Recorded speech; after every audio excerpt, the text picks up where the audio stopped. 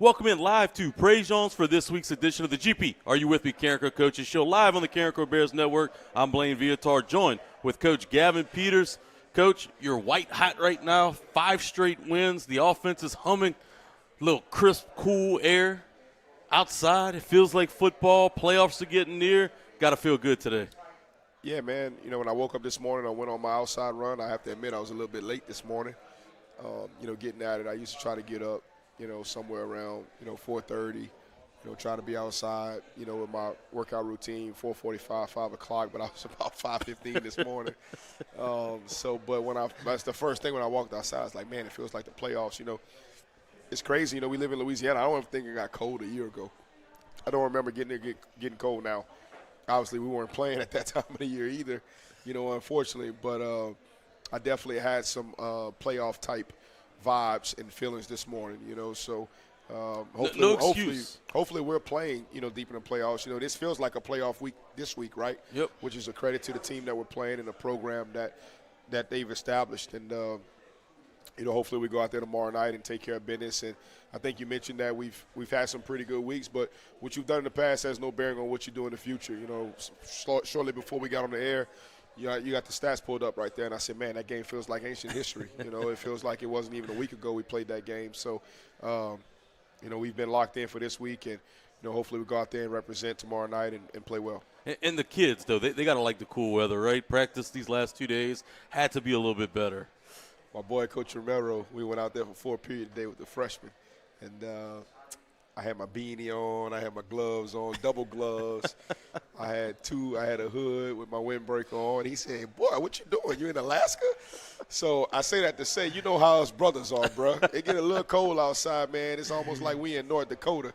The white boys like to be tough and all of that, you know what I'm saying? But us brothers, and this team got a lot of brothers on it. Ain't made for that, huh? Ain't made for that cold weather, Coach. Hey, a couple of the defensive guys was hammering my boy Chris Bayham in the locker room right before we went out there for practice.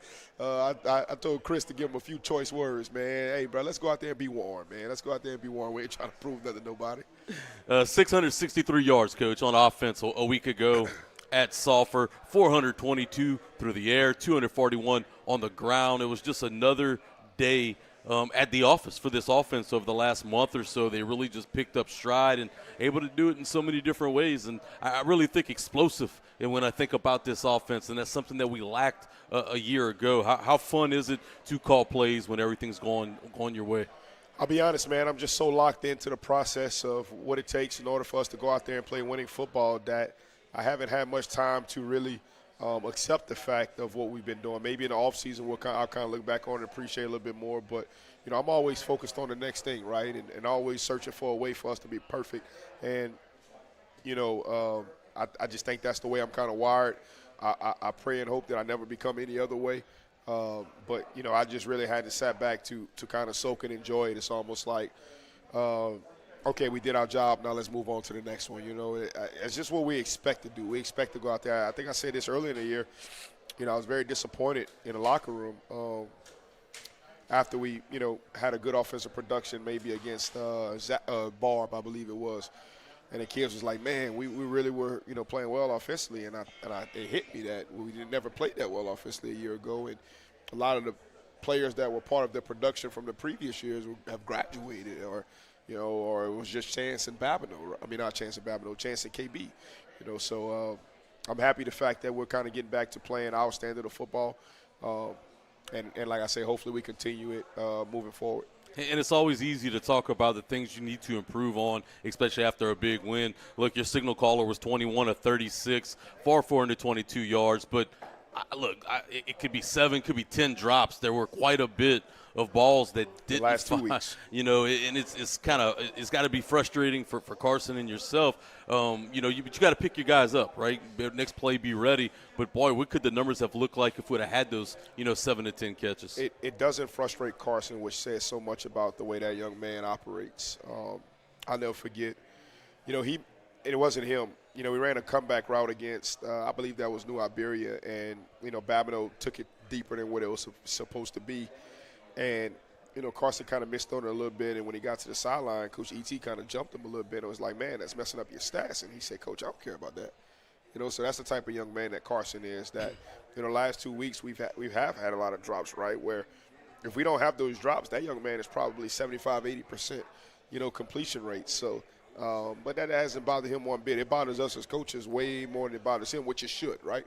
That's our job. Our job is to, hold our kids to a high standard and, strive as close to perfection as we possibly can be. So we definitely have to clean it up.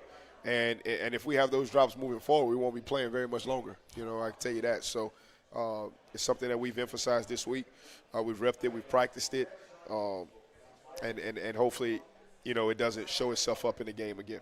And you're pretty, we'll call new-ish when it comes to running an air raid type offense, and you've proven how you could do both. When it comes to kind of drawing up plays or developing new plays, how does that work when it comes to route distribution and setting up different routes for you and your coaching staff? Football is football. It's no different than when we were, primarily running, split back veer. A lot of the things that we're doing in the gun are the same things that we did, in split back, just a couple different variations, but at the end of the day, you want to be able to stretch the field both vertically and horizontally. You want to be able to do what your players can do well. And actually, I think what's really helped us the last 2 weeks is that we've condensed a lot. I kind of felt that we were a jack of all trades but a master at nothing, and what we've been doing the last 2 weeks is trying to – and actually, I think maybe mid-last week I kind of told Coach Joey and Coach Fran that, look, I think I've had enough of all of this. We're going to kind of condense some things and, focus more on these core concepts, because I'm also trying to develop a plan for our middle school as well and for our youth organization to be able to develop, consistency and continuity. John Curtis, I talked with Coach Colin Guggenheim, who's one of the best split-back veer quarterbacks that I've ever seen, and he says that they start tackle football at John Curtis in the 3rd grade. He ran a split-back veer offense from the 6th grade on until he was a senior in high school, right? And he said, Coach, I was 3 years late. The rest of them boys started when they was in the 3rd grade. So, I'm trying to figure out how to create a plan to develop our youth so that when they reach us at Carencro High School, we have the same type of success that that John Curtis has had, that Evangel has had, that Zachary's having. I'm talking with Coach David Brewerton, and he's got a really good setup out there in Zachary. And Coach Trell Falk has done a good job of creating that setup previously at LCA and now at Lafayette Renaissance Charter High School. So that's what we're trying to do, and kind of working towards getting that done. And when you are creating these new plays, is it more about scheming guys open or creating matchups that you guys can win one-on-one? A lot of times we just pull from the toolbox, I can't remember who I heard say this, but they said Coach Saban and Coach Belichick, right? Two guys that work together, two guys that are very alike, but in the same way it's very different. And they said that Coach Belichick would like to go into games with a hammer and a nail and be just fine. Like, that's all he wants. He wants a hammer and a nail. But they say Coach Saban, he wants a hammer, he wants a nail, he wants a chainsaw, he wants a screwdriver, he wants an axe. That's how I am. I like to have a big toolbox of things that we can be able to go out there and execute, because you never know what tool you're going to need. So, we spend a lot of time starting in the spring, moving into the summer, moving into the fall, installing things at different times. And when we have to go pull some things out of the toolbox, we go pull it.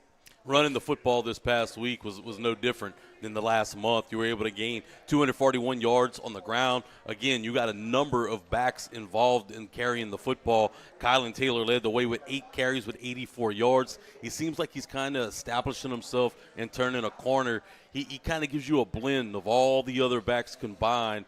And he's just a big body. He's the kind of guy that'll wear on you as the game goes on. I think his future's super bright, and the best football is still ahead of him. Well, I've been a big fan of Colin Taylor from the very first time he worked out with us last summer. The very first day of summer workouts, I ran in the office, and I told all the coaches that he's going to be able to play this year. He had good feet, good instincts. And I was very disappointed in him maybe 2-3 weeks ago, where in a sub-varsity game against Turlins, we went on about a 8-9 minute drive running 2-back classics, and we had already made the decision that if we scored, we were going to go for 2, and we put the ball in his hands to go for 2, and he didn't execute it extremely well, and I was very disappointed. Very disappointed, and we challenged him, and since then, man, it's like I'm literally since that moment, it seems that he's turned into a completely different beast and animal out there on the field, because I think he has the ability to be a Division I football player, and I think he's going to be a tremendous football player. He's already a tremendous football player. I think he's going to be a legend in the history of Carencro football, and just a kid that I just absolutely love to coach, man. The kid works hard, competes, does things the right way. He never has a bad day. He's never moody. He will run through a wall for every single one of us. His teammates matter. The coaches matter. The program matters. The school matters. He has a lot of pride in his performance. Absolutely love Colin Taylor, and he's certainly becoming a dog out there on that field, and I love every bit of it. It's the weekly segment where we get to kind of ooh and awe at Chance Babineau and the stats he continues to put up. Coach, he's at 950 yards receiving on the season, just needs about another 20 yards to be the all-time, break his own record, first of all, of single-season yardage. And look, he's only 50 yards away from becoming the first 1,000-yard receiver in Carencro history. Oh, by the way, he also has 12 touchdowns. He's tied with himself right now for second in touchdowns in a single season. One more, he'll tie Quentin Lawrence for most touchdowns in the season. His career just continues to define who he is as a player, and he keeps just etching his name in the all-time greats in Carencro High history. Yeah, Coach Rip texted me maybe yesterday, and he said, first thing first, you got to make an announcement for the student body every morning that we're playing Southside for the district championship on Thursday. And then he sent me another message, and he said that, oh, and yes, the community needs to know that this could be the last time that the all-time record setter who's broken over 10 school records in the history of Carencro football, this could be the last time that he plays in the open-air Crow Dome. And when Coach Rip said that, it kind of hit me a little bit. And I said, ooh, that's tough right there, brother. So just thank the good Lord for, blessing us with Chance Babineau. And what a joy it's been to coach him. What a joy it's been to watch him have this incredible season. And, hopefully there's a few weeks left, in order for him to go out there and play in a Carencro football uniform. And I think the sky's the limit for him. He's got some things that he's got to work on both on and off the field. In order to take the next step at the next level. I firmly believe that with the resources that, a Division I program can provide, I believe that he will certainly do that. And if he does do that, I think he's got a chance to play on Sundays, but very thankful of the time that we've had with Chance Babineau. Very appreciative of his family for trusting in us and our program. And, certainly wish him the best moving forward after this season is done. But the job's not finished. We got unfinished business left in this season. And, hopefully there's a few more records we can go out there and break with him and with some others as well.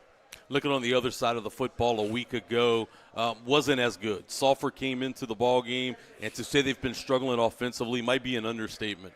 They were able to score season-high 34 points, put up a season-high in yardage in 357. And it was kind of a game that they kept you uncomfortable all night. I thought their play calling was pretty good. Again, I thought we were in position to make plays a lot of times, just didn't come up with the tackles when needed. What is the message to the defense as far as wanting to improve, especially over this stretch run playing for a district championship? It's kind of funny. I leave that up to those guys, man. That's on Coach Pettis, Coach Romero, and Coach Sebo. Obviously, it all falls on me, right, because I'm the head football coach of this program. But I've got the utmost confidence in those guys. I allow them to run their room and run their side of the football. I'm their GA, right? I ask them what they need. As a matter of fact, yesterday in goal line, I wanted it to help our team out too, but we gave them a few of our offensive players. To maybe have a chance at stopping us at the goal line. I think Coach Joey will have a good talking with you when he gets up here. We went 3-0 still. So, tell it. Look, y'all obviously been doing really well, and that's transpired on Friday nights. But hey, bandit drill. I believe you had another big week as well. First play touchdown in bandit drill. What y'all ran, man? What was the play call? Oh, man, I think we ran outside veer, bro. We ran outside veer to the crib, man. Bayham? Colin Taylor. Okay, our boy Colin Taylor, man. Our boy Colin Taylor. So I think it was an end-of-game scenario where we had to get 3 first downs to ice the game. So it was the same exact scenario that Southside was in 2 years ago when we played them at – was that St. Martinville? St. Martinville. We played them at St. Martinville. So I think we may have had one timeout left. All they had to do was – maybe get 1 or 2 more first downs and completely bleed the clock, and they fumbled the football. They fumbled the football, and then that was Chance's kind of first pressure moment as a quarterback. Back when he was a sophomore, he led us on a 2-minute drive where we beat them, 19-13, I believe it was. We had a really good night offensively that night. We had 450 yards total of offense, but we just got a whole bunch of times in the red zone where we didn't, punch it in. So we recreated that scenario, and we just happened to, that's the good thing about, our offense and Southside's offense too, right? Like, man, one misfit, like one single misfit, and that thing can go hit his head on the goalpost. And we did a good job of executing. The defense happened to be in a good front for what we've called, and our kids went out there and executed well. So yeah, we got that bandit drill dub this week. I wasn't very happy last week. I think we gave another one away, man. I can't remember the situation. Oh, I think it might have been we won last week, bandit drill. Three in a row, I believe. We won last week. Yeah, no, one of them was the fumble spike. I thought that was last week. So. Coach Joey got a mind of an elephant, man. He don't miss. He remembers everything. He remembers every play, scenario, drive. The guy can't miss it. Before I let you run, I know Miss Battle came up to me like 2 days ago talking about some senior night stuff. I said, go see Coach Joey. Like, go see Coach Joe. He can write the scripts. He can do it all. Go see Coach Joe, and he going to tell me what we doing. That's my boy, man. I do everything through Coach Joe. Before I let you run and you get to go order your food over here at PREJEAN'S, I'd be remiss if we didn't talk about the special teams, too. Your kickoff unit continues to be a weapon. You continue to put teams on their heels, and it creates opportunities for you to get the ball back and momentum for yourself. Yes. Once again, I give all the credit to Coach Dennis Gaines and Coach Kim Hebert and Coach Logan Duplichin, and, with the opportunity for us to go visit with them back at Cecilia this past offseason. And, we already had a good foundation of things that we had, more so installed with Coach Tony, from a kickoff perspective. But we really committed to it this year, and we've invested a ton of time into it, and we're going to continue to invest a ton of time into it. And, it's kind of something that's become an identity in our program. It's something that we want to strive for, to be each and every year. We want to be physical, be competitive, and be sound on both sides of the football, and we want to do it in special teams as well. Is it me or does Matt Latham, with the highlighter yellow kicks, right, he just has a knack for finding somebody and just pinging the ball off of them? Yeah. Is it like just some of them have been on accident now. It might look like it's designed, but some of them have been on accident. I think the very first time it was on accident, and then we kind of added it to the arsenal. Once again, that toolbox, right? You want to have as many tools as possible in that toolbox. So, we've been pretty solid there. But once again, what you've done in the past has no bearing on what you do in the future. Hopefully we can do a very good job in special teams tomorrow in all aspects of it, right? We've got to convert extra points. We may have to kick some field goals. We're going to have to pin them back, at certain times on kickoff. Hopefully we get good return yards and possess the ball on kickoff return. There's going to come a time where we're going to have to punt the football, and we've got to protect it and get it off. And, there's going to be at times where we want to have to go after the punt and also set up a return. That's all part of football, man. High school football, college football, NFL football, that's all part of it each and every time you go out there and you play the game. Well, Coach, we're going to let you take a break, and we're going to take our first break of the night. When we come back, Coach Mitch Vidrine, Carencro's freshman offensive coordinator, is going to join us. We'll talk about his time at Acadiana, his transition over to Carencro, and what the future Bears have in hold. Right here on your home for Carencro High Football, the Carencro Bears Network.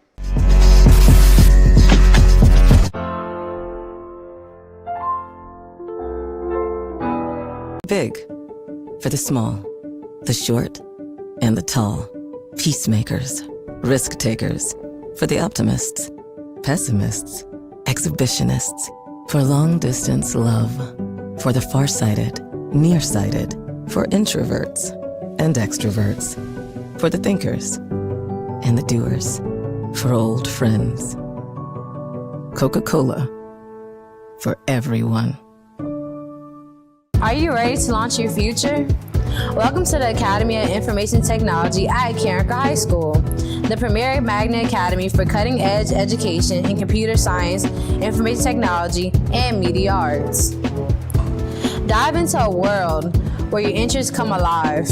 In AOIT, you'll explore technology like never before, mastering essential skills in HTML and Python while gaining hands-on experience in daily TV production and innovative media projects.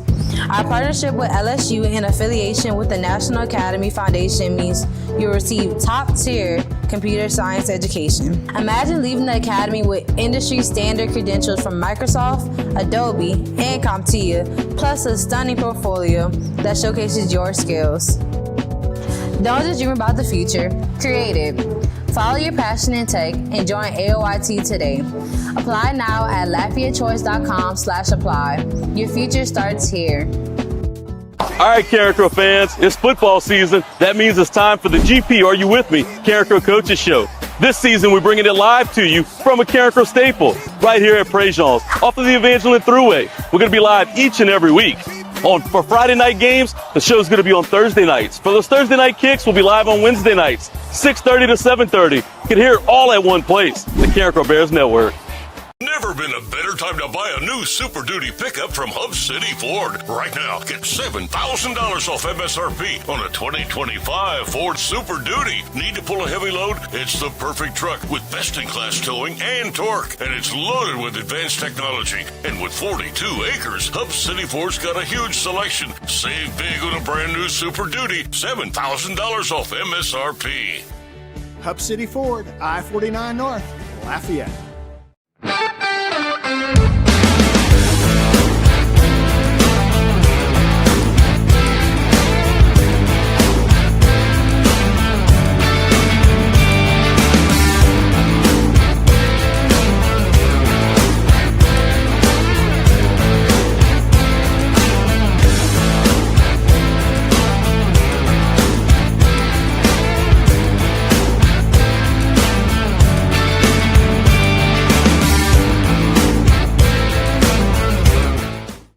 Hey Bears family, Coach Size here. Just wanted to invite you guys out to the 5K run that we'll be hosting on November 1st at Pelican Park. This run will be linked in with the Sabon Festival, so if you do decide to come out and run, you'll be able to come out and enjoy the live bands and the varieties of different foods. To sign up for the run, you can use the QR code at the bottom left of the screen. You can scan the QR code, and you can also go to runsignup.com to register for the run. All right, once again, November 1st, Pelican Park, Sabon Fest, $25 to register. If you can't run the 5K, that's fine. You can walk it, you can jog it, you can do whatever you feel. All right, go Bears. Let's get it over, right?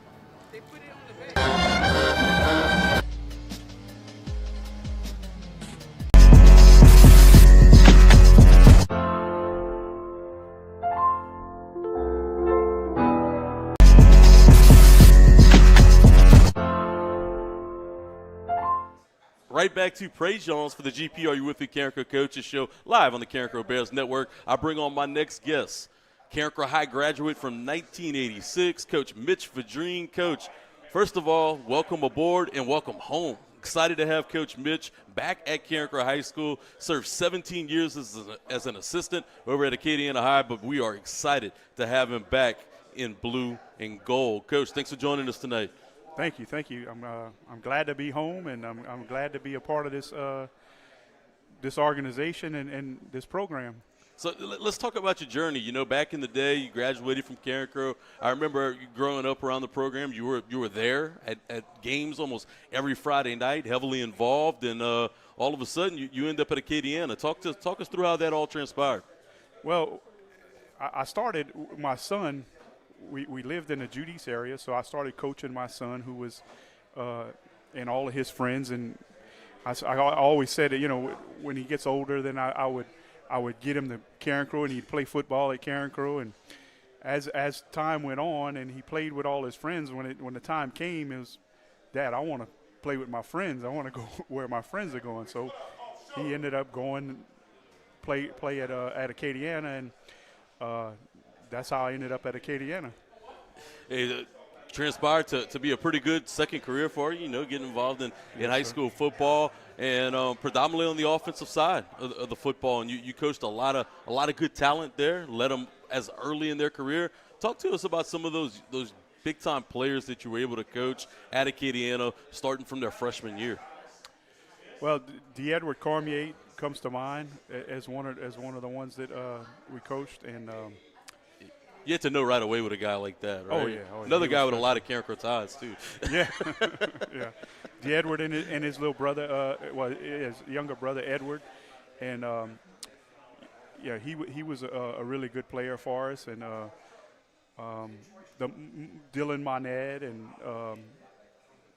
comes to mind. And Jalen James. And like the freshmen versus varsity and being heavily involved in the youth, does that give you more – joy and sense of accomplishment, for helping the guys kind of develop their skill set and preparing for playing on Friday nights? Yeah, it's different than coaching varsity because at the freshman level, when they get there, they're a blank canvas. They don't really know anything about the offense. We got to start from scratch, teaching them how to get in a stance. They know nothing. So we're starting from scratch. At least when we get them ready from freshmen and they move to varsity, they have a base knowledge of the offense and what we're doing and what we're trying to accomplish. And outside of freshmen, what was your main responsibilities at Acadiana on the varsity level? I really didn't have much responsibilities on the varsity level. They'd give me a little assignment to do on Friday nights, but I really didn't do much on the varsity level. My first couple of years I did, but after that, not much at all. And once you decided to come back to Carencro, Gavin reached out to Coach Romero and Sebo and yourself and Tab and those guys. Talk about how exciting it had to be. It was almost like a coming home party, coming back to Carencro after all the years and, yes, sir. Coming where you went to school and that sense of hometown pride. Yes, sir. It was we had been conversating back and forth, and he finally just put me on the spot and said, "You're going to come or not?" And I was like, "I'm coming. I'm going to come home." So yeah, I'm excited. I was excited to be here, and it's been fun. And the coaching staff really gets along well together. A lot of us worked together before. So and even the guys that I hadn't worked with before, they've been great. They've welcomed me, and it's a good environment. I think it was a good breath of fresh air too. I think our coaching staff over the years has stayed pretty young. Didn't have a whole lot of veteran leadership, guys that had a lot of experience. That's one thing that you guys from Acadiana were able to bring in is that sense of some stability, the sense of some just experience, has some skins on the wall. Talk about some of these younger guys that are up and coming from the coaching staff and working with somebody and kind of being able to mold some of those coaches. We got some really good young coaches that are going to do really, really well. Coach Pettis and the twins, Mon and Ken, and Coach Juice. I mean, we got some really young guys that are still athletic and can actually get out there and compete with the kids, and push them. I can't do that anymore. Times have passed, man. Times have passed. Huh? Yeah. It's when I first started, I was one of the young guys like them, but now I'm the old guy. I think I'm the oldest one out there. And looking at our freshman team this year, you guys got better and better as the years went on. Talk to us about some of those guys that are up and coming and how important it is for them to kind of develop that skill set and get some individual coaching that they might have not got in the past. Yeah, we got a really good running back that we're excited about, Segan Woods, and he's getting a lot better, and he's probably gonna be able to play for us next year, I'm thinking, and I think Coach Peters would agree. We got a young quarterback, Ethan, that's coming along really well, and a couple of wide receivers, and there's quite a few offensive linemen I think that are going to be able to help us soon. When they come in from the 8th grade level to the high school level, is the physicality really the hardest thing for them to transition to?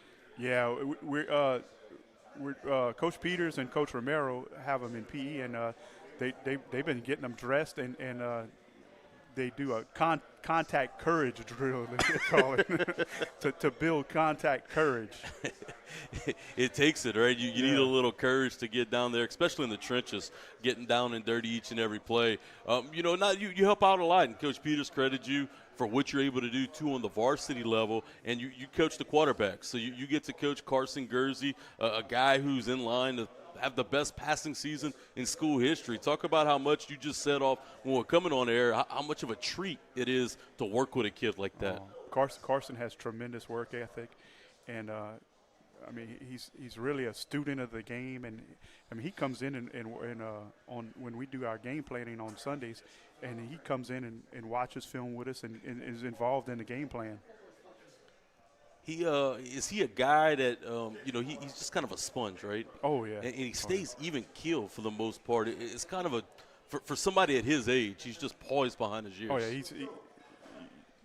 he's got the maturity of a junior or a senior. You know, it's hard to believe sometimes that we're talking about a kid that's just a sophomore. And when it comes to watching film and breaking it down at that level and the trust that you guys have in him, how much of is he involved in that game plan? And, is he saying, hey, Coach, I really like when, they're in this formation and we could attack it this way? Is everybody all ears and agreeing and he's able to put in some plays that he really wants to run and he's comfortable with? He gets involved and we ask him what he likes and in the game plan, and yeah, he's really involved in it, and he understands the game plan because he's with us as we break it down and talk about it. Is he a guy that is just as comfortable being under center in the shotgun? Because, look, this is a really unique offense, You can go to the veer one drive and, go back to spread. You might do it all in the same series. Well, so how that's got to be a challenge, especially on a young quarterback. Yeah, it is. And I really think that if it was up to Carson, we'd be in the gun all the time. He likes to sling the rock, right? Oh yeah. He don't want us to run the ball. He wants to throw the ball every down. And running the football is kind of becoming something that he's getting way more comfortable with, especially as the season's going on. I mean, this year he's already rushed the football for 338 yards. Look, last year wasn't even close, right? He's starting to learn a little bit too that, hey, sometimes it's better to tuck it and run and pick up the yards you can. Is that a maturity thing that's going to come better and better with time? Well, I think as he becomes more comfortable in the offense and becomes more comfortable in his ability to run the football, he and more comfortable with his speed. His speed seems to be getting better and better, and he's a pretty physical runner. Big kid. Yeah, he's a load to bring down. You've been part of a winning program for a long time and been a part of a lot of really good teams.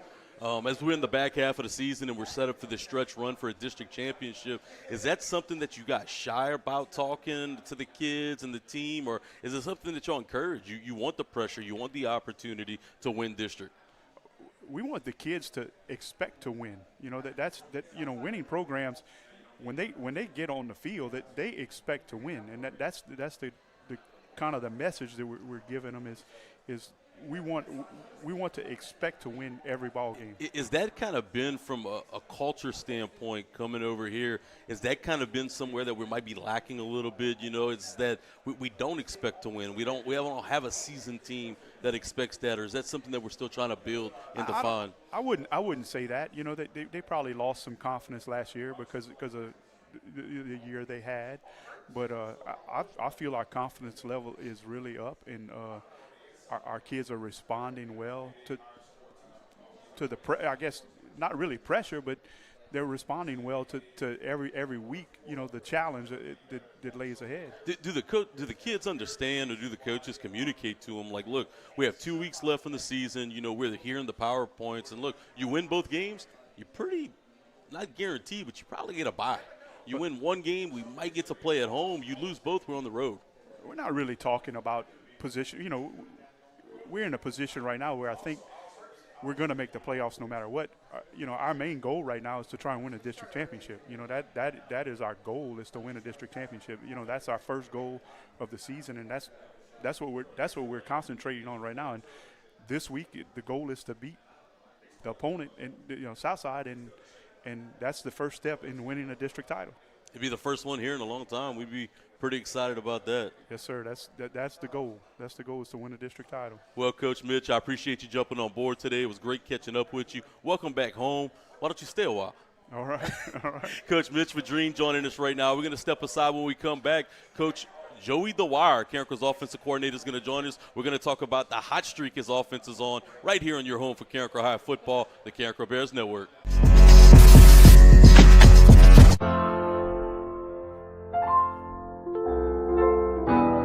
Big for the small, the short, and the tall. Peacemakers, risk takers. For the optimists, pessimists, exhibitionists. For long distance love. For the farsighted, nearsighted. For introverts and extroverts. For the thinkers and the doers. For old friends. Coca-Cola. For everyone. Are you ready to launch your future? Welcome to the Academy of Information Technology at Carencro High School, the premier magnet academy for cutting-edge education in computer science, information technology, and media arts. Dive into a world where your interests come alive. In AOIT, you'll explore technology like never before, mastering essential skills in HTML and Python while gaining hands-on experience in daily TV production and innovative media projects. Our partnership with LSU and affiliation with the National Academy Foundation means you'll receive top-tier computer science education. Imagine leaving the academy with industry-standard credentials from Microsoft, Adobe, and CompTIA, plus a stunning portfolio that showcases your skills. Don't just dream about the future, create it. Follow your passion in tech and join AOIT today. Apply now at LafayetteChoice.com/apply. Your future starts here. All right, Carencro fans, it's football season. That means it's time for the GP Are You With Me? Carencro Coaches Show. This season, we're bringing it live to you from a Carencro staple right here at PREJEAN'S off of the Evangeline Thruway. We're going to be live each and every week. For Friday night games, the show's going to be on Thursday nights. For those Thursday night kicks, we'll be live on Wednesday nights, 6:30 to 7:30. You can hear it all at one place, the Carencro Bears Network. Never been a better time to buy a new Super Duty pickup from Hub City Ford. Right now, get $7,000 off MSRP on a 2025 Ford Super Duty. Need to pull a heavy load? It's the perfect truck with best-in-class towing and torque. And it's loaded with advanced technology. And with 42 acres, Hub City Ford's got a huge selection. Save big on a brand new Super Duty. $7,000 off MSRP. Hub City Ford, I-49 North, Lafayette.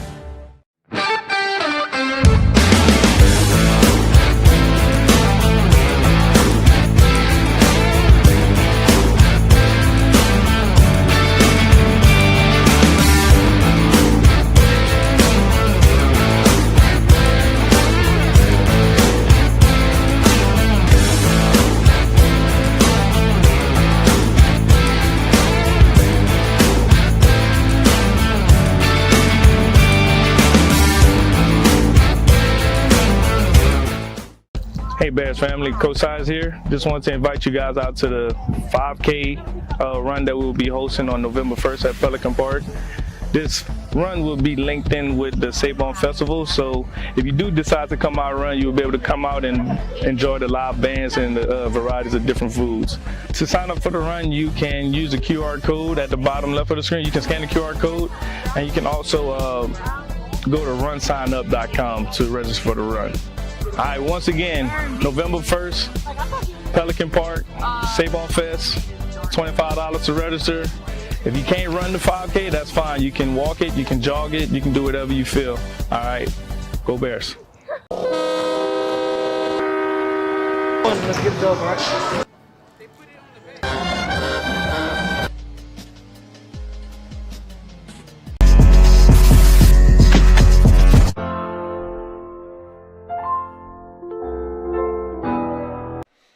Right back into action, live from PREJEAN'S. This is the GP. Are You With Me? Carencro Coaches Show live on the Carencro Bears Network. Sit with me now. I have Carencro Offensive Coordinator Coach Joey Dwyer with me. And, boy, do you have a fun job this year, Coach? Yeah, it's pretty nice. Yeah. I'm very blessed this year. Definitely. I mean, you have a quarterback that's throwing for 2,200 yards. You have a receiver that almost has 1,000 yards receiving. Oh, guess what? We've only played 8 ball games. I think just whatever buttons you and Coach Coach GP have pushed so far, it seems to turn up in the goal. Yes, it has. I mean, like you said, just pretty much anything we've called, the kids have gone out there and executed, and and done their job. I know we had you on earlier in the year, and even though you're offensive coordinator, you predominantly deal with the offensive line. And you talked about that group's got to be better. You didn't shy away from that. You said that was one of your concerns. You wanted to see them become more physical. Well, now after 8 weeks and putting up gobs of points, and hey, the last few weeks, over 200 yards on the ground, how do you feel about that offensive line at this point of the season? I feel a lot better about them, and early on those concerns were warranted. But I don't know, we kind of challenged them a little bit about a month ago. Kind of took away their nickname that they're known by, the foundation. And ever since that point, they have just been a really good group. And it boils down to the preparation. They've been really good Sunday through Thursday. And those things have allowed them to perform on the field. And you guys have stayed with majority of the same guys throughout the year. You shuffled up a little early in the year, and since then you kind of rode the same five. Is that a lot of the continuity being built, the trust those guys got with each other and able to go out and execute? Yeah, definitely, and it's really a six. We are really a six-man rotation. It was five for about 3 weeks because we lost Camden Richard for about a 3-week period, but now he's been back for about 3 weeks. So it's a little six-man rotation. The center's the center, the two tackles are the two tackles, and then we have a little rotation between the three guys at the two guard spots. And does that interfere with rhythm at all? Or no, not at all, not at all. One of them plays predominantly on the right side, one plays predominantly on the left side, and then the other guy's kind of our swing guy where he can go both ways. And like you said, I think having those six guys for the whole year has built some trust, and they're getting better working together. And you're seeing it out on the field on Friday nights. And not only the comfort level, too, but in the offensive line, but your quarterback and, GP and Coach Mitch just told us the same thing, that, man, he's just, he's a student of the game. He's involved in the play calling. He's involved in the game planning. Is he a guy that is, not even upset? Got, with 7-8 drops last week, and he's ready to just keep slinging the ball and giving his playmakers opportunity. Talk about what it's like to have a guy like that, only a sophomore, and almost like you have another coach on the staff. Yeah, we definitely do. We definitely do, and we're very blessed to have Carson in our program and being our starting quarterback. And you're correct. He is definitely like another coach on the field. He's there on film sessions on Sundays, game planning with us. He shows up every morning, and that's another thing that's gotten better. It was just him at first, and then now we have 2, 3, 4 offensive linemen that are showing up at 6:45 and watching film till 7 o'clock. And so I think that's another reason why you are seeing the progress you have on the field. And the unselfishness, too. I mean, when you look at the backfield, the running back room's crowded. Got a lot of guys fighting for carries, but, hey, look, those guys come in, and whoever seems to be plugged in wants to do their job, and it's a team effort. You guys have just built that culture and instilled it not only at the running back level but the entire team. Absolutely, absolutely. And, yes, you are right. The backs, when called upon, have done their job. Like I want to say last week, I think it was Chris Baham had the big first half, and then in the second half, Colin Taylor had the big second half. So, and it's kind of been like that all year. Corday Baptiste gave us some good reps early on. Now he's playing a little more predominantly defense. But Chris and Colin have been really, really good for us this year. And then adding TJ to senior leadership has also given us a little bit more size back there and another body that we can use. One thing I was pretty excited to see, too, last week in the passing game is we got the football to a guy I'm super excited about. DeRace James got involved. He had the big catch for 52 yards to set up another touchdown. He's a guy who has a ton of good football ahead of him. Do you think it's going to be at that tight end spot that he has that football, or ultimately that Coach Sebo and company will fight him back on the defensive side? Well, I'm actually glad you brought him up because I kind of felt a little bad about not mentioning him when we were talking the offensive line, because I think him becoming our starting tight end has also helped the offensive line and the ground game a lot. So I should have mentioned him earlier. But, yeah, no, I think DeRace has done a phenomenal job for us right now. And his best football is definitely ahead of him. And as far as the defensive question, I mean, look, we have athletes at this school. I mean, kids are going to play where we need them to play. So I'm sure they're going to call for him at some point. We're going to have him at some point. It's just going to be where can these guys help the team the most. If you'd have drew it up at the beginning of the season going into the final 2 weeks, you're exactly where you wanted to be. Undefeated in district play, opportunity for a district championship. Talk about how that, that expectation of, like Coach Mitch mentioned just a little while ago, we expect to win. We want to expect to win. How's that culture kind of presented himself to you guys, and how does it feel in these last 2 weeks to play for a district championship? Oh, it feels amazing, and I'm kind of with you. Like, that's the biggest thing I've noticed about this group now, especially on the offensive side of the ball where I'm predominantly. Like, these guys expect to succeed. They expect to go out there and score 50 points. They expect to win football games. And like you said, they expect to win the district championship. And that's been the biggest change over last year's team. Another thing that you talked to us about earlier in the season is you said we have to learn to practice. We got to learn to be better Monday through Thursday and learn to want to practice and get better. Talk to us about the evolution through the season when it comes to playing on the practice field. Oh, that's been the biggest change in our team is we have been really, really good in practice. I kind of mentioned that earlier, that we've been better Sunday through Thursday, and it's showing out on the field. I think our guys, especially on the offensive side of the ball, like we also not only do we do kind of some of our team stuff, we also do some scout looks and give our defense some looks, which I also think is helping us. And our practice habits have become a lot better, and you're seeing the results over these last 5 weeks. Coach, usually I see you in the press box quite a bit since we sit next to each other, and I bitch and moan, want to run the football, and I'm very vocal about it as I look at GP off to the side. You hadn't heard me complain the last few weeks, though, right? I've gotten once the game might get out of hand, I might be ready for bed by that time. Yeah, I got you. But for the most part, it's been fun watching you guys go in and out of so many different formations and styles of offense. You yourself, are you becoming a guy that kind of like leaning on the pass a little bit? Yeah, I like the passing game. Right. Ain't nothing wrong with the passing game. Look, I'm all about Carencro High scoring points. So if it's two-back classic, if it's throwing the ball, if it's air PD, whatever it is, I'm about us scoring points and winning football games. I don't really care how it gets done. My guy, Coach Fran, texts me on my way over here, and he's like, hey, bro, you got to bring up goal line. He said, whatever you do with Coach Joey, you got to bring up goal line. So I'm assuming that you guys got to the defense again this week? Yeah, we got to the defense again today. We yesterday, we shut them out 3-0. So another good week for us. That's more physicality down there?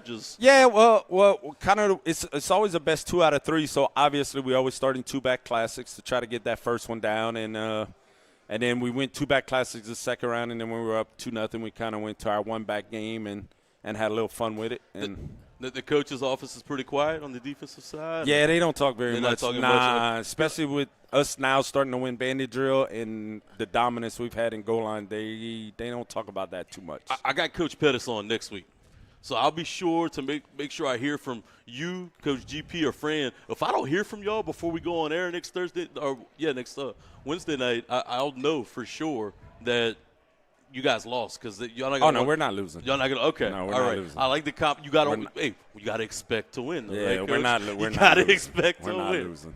Well, best of luck tomorrow night. Can't wait to see the offense again in the open air Crow Dome. Finally, felt like we hadn't been home in quite some time. Yeah, it sure has. So pretty pumped about that, Coach. Best of luck. Look forward to chat up soon. All right, thanks for having me. We'll take our last break of the night. When we come back, Coach GP's going to sit down with us and we'll preview Carencro versus Southside right here on your Carencro Bears Network.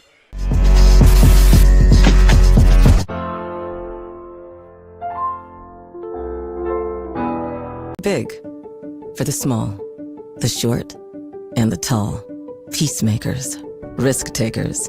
For the optimists, pessimists, exhibitionists. For long distance love.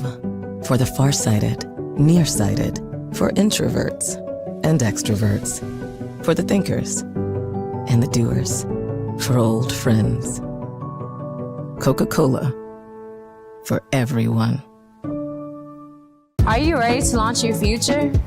Welcome to the Academy of Information Technology at Carencro High School, the premier magnet academy for cutting-edge education in computer science, information technology, and media arts. Dive into a world where your interests come alive. In AOIT, you'll explore technology like never before, mastering essential skills in HTML and Python while gaining hands-on experience in daily TV production and innovative media projects.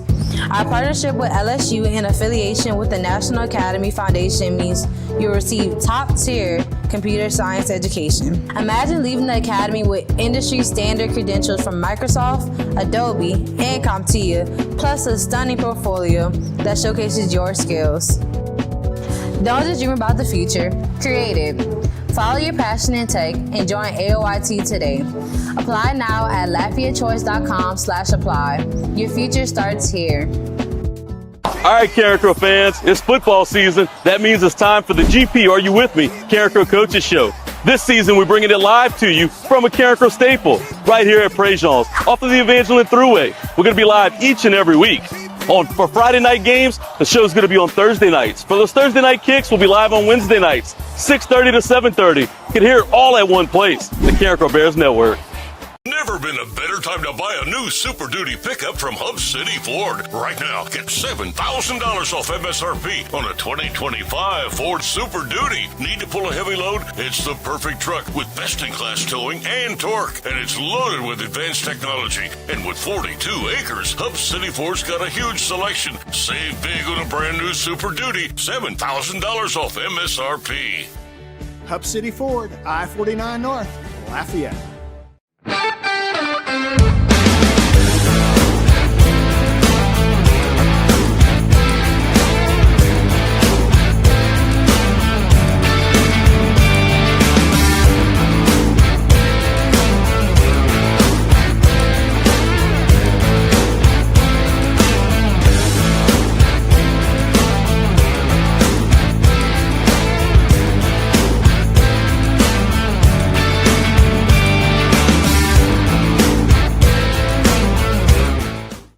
Hey Bears family, Coach Size here. Just wanted to invite you guys out to the 5K run that we'll be hosting on November 1st at Pelican Park. This run will be linked in with the Sabon Festival, so if you do decide to come out and run, you'll be able to come out and enjoy the live bands and the varieties of different foods. To sign up for the run, you can use the QR code at the bottom left of the screen. You can scan the QR code, and you can also go to runsignup.com to register for the run. All right, once again, November 1st, Pelican Park, Sabon Fest, $25 to register. If you can't run the 5K, that's fine. You can walk it, you can jog it, you can do whatever you feel. All right, go Bears. Let's get it over, right?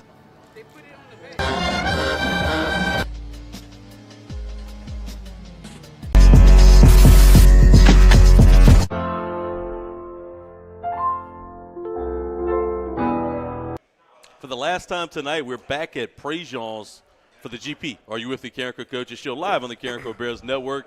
And GP joins me again as we bring up the Southside Sharks. They're a ball club that, look, 6-2. They lost the opening week, and then they rattled off 6 straight victories before falling to Acadiana last week, 17-14 in a tremendous game that could have went either way. Coach, this is a Southside team. Look, this is no offense to the teams we've played over the last 5 weeks, but since our first 3-week stretch, we have not played a team the caliber of Southside. I guess so. It's very hard for me to say something like that just because of the respect that I have, for the programs that we've played against, the coaches that we've played against. But look, this is the next challenge that we have. This is a program that I think we've played every year since 2020, I believe. Let's see, we beat them in 2020. We beat them in 2021. They beat us in 2022. We beat them in 2023, and they beat us in 2024. So we've won 3 and they've won 2, right? So, it's kind of a new rivalry that's kind of been created, although it will not continue after this year. With us going back down to 4A, and Coach Jess hit me up and said, man, you want to play week 1 or week 3? I said, neither. Good luck. Go find somebody, with 1,800 kids and 1,900 kids like y'all got, man, and all the resources y'all got. Go find one of them schools to go play, So we laughed. Him and I both laughed at that, but just got a lot of respect for that program. I was kind of telling you that I think that school's got a chance to be a national program. They're like a private public school. They're one of the most private public schools that I think probably exists right now in state of Louisiana, and they're new and upcoming. I mean, and man, how long has that school been in existence? Maybe 7 years. You know, they're already competing on a state level in many sports, and you know, the abundance of financial support that kind of, you know, exists in the community. I mean, me and Mr. David Lejeune, former principal and current school board member for Acadiana High School, him and I were talking this past Friday. You know, it might come a point where they need a whole nother school, you know, in that area, because, you know, I think Southside's a school that if they took 2,500, they would have 2,500 students. If they took 3,000, they've had 3,000 students. You know, it's just a school with unlimited potential and capabilities and no real conflicts, you know, like nothing is against them, you know. So, and I think Coach Josh Fontenot did a great job of getting the football program started, and Coach Jess has done a great job of continuing, you know, the trajectory of the school, and just got a lot of respect for what they've done. You know, one of my favorite, you know, colleagues that I worked for at Acadiana High School, Coach Catherine Cassidy was the first principal there, who I have a great deal of respect for, and Coach Dwayne Searles, the current athletic director, who I think is about to retire, and Coach Ty Russ, the basketball coach, and Coach Hersler from that was coached at Northside is over there with them now. And, you know, I just got a real good relationship with a lot of those guys. Coach Learman is over there coaching the defensive line now. You know, Coach Zach Bertrand, our offensive coordinator, you know, him and I got a lot of mutual respect for each other. And, you know, we talk constantly, you know, throughout 12 months. So I really, really, really like Southside High School, really love what they've done, really love that area and that community. And I think they're going to be a force to be reckoned with in the state of Louisiana for a very long time. And their offense is really good, Coach. I know they only scored 14 points against a really good Acadiana team a week ago. But before that, I mean, you look at their, their scores. 35 on offense, 35, 35, 45, 39, 52, 63. They could put them up in bunches. They run that funky wing T style offense, and it's really kind of deceptive. It really forces you to have a lot of gap integrity and making sure that you're playing your principles. Talk about how big of a challenge that is for our defense. Well, I don't think you can look too much into the game last week versus Acadiana, right? There ain't been very many people that have scored more than 14 points against Acadiana in the last 10 years, and Coach Morrow and Coach Dawson and company have done a tremendous job of overcoming the hurdles that they faced early in the year, and they're playing as good a football as probably anybody in the state of Louisiana right now. I thought that was a really, really big win for them. But, you know, they've got a 5-star defensive tackle, Darius McKinley, who, you know, had a great impact on the game. And they've got two of the better linebackers in the state of Louisiana, and Gavin, I can't think of Gavin's last name right now, and then Isaiah, the other linebacker, number 4. And then, you know, Coach Morrow has done a good job, and I thought they had a really good plan against those guys. And, you know, Southside, you know, they were driving towards the end with an opportunity to, you know, push the game into overtime or maybe even take the lead and walk off with it. But, you know, Acadiana just made the more plays down the stretch. And I tell you what, you know, I read in the paper today that Bill Dawson would have been very proud of the drive that, you know, Acadiana had to win the game, and I agree with that. But I think Ted Davidson was probably proud of the whole entire game because every play mattered. I can remember when LSU played Ole Miss a couple years back, and it was maybe like a 13-10 game. Was that Jeremiah Masoli may have been the quarterback for Ole Miss? My homeboy Damian Jackson was starting free safety for Ole Miss at the time.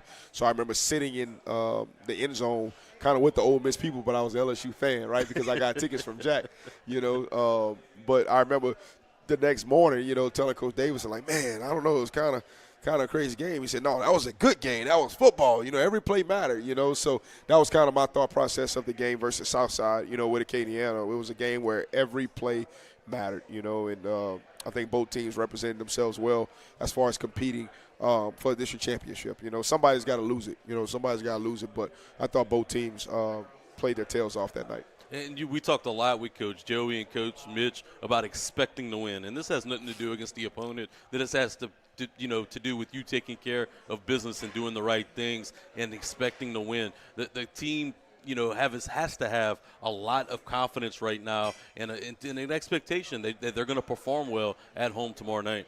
Well, what Bill Parcells said years ago, there's winning and there's misery. There's no in between. You know, there's no in between. So, I mean, obviously our guys are, you know, have a lot more, you know, juice about themselves at this point this year than we had a year ago. You know, like Coach Joey made a good point. You know, in this contest a year ago, even though we, you know, struggled, you know, overall as a team, this was a 22-21 ball game going into the fourth quarter, and we were up 14-0 with a chance to go up 21-0.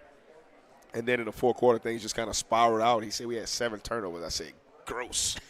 Yuck. Flush it. Golly, 7 turnovers, man. I'm surprised I'm sitting right next to you. I'm surprised I ain't ended all that night, So I pray and hope that's not the case tomorrow, man. So, hopefully we're able to go out there and play, a game of clean football. And something we talked a lot about in the first segment was special teams. And something that you haven't done a whole lot over the course of the last month is punt the football. No doubt tomorrow night field position is going to be big. There's going to be some huge plays, and it could be a game where every play matters. The punting game is going to be very important. Talk about how do you work with that group and keep them sharp when you're not having to punt the football at all? It's one of those things that I'll be honest, I need to be a little bit better at as a coach. I hate punting to football.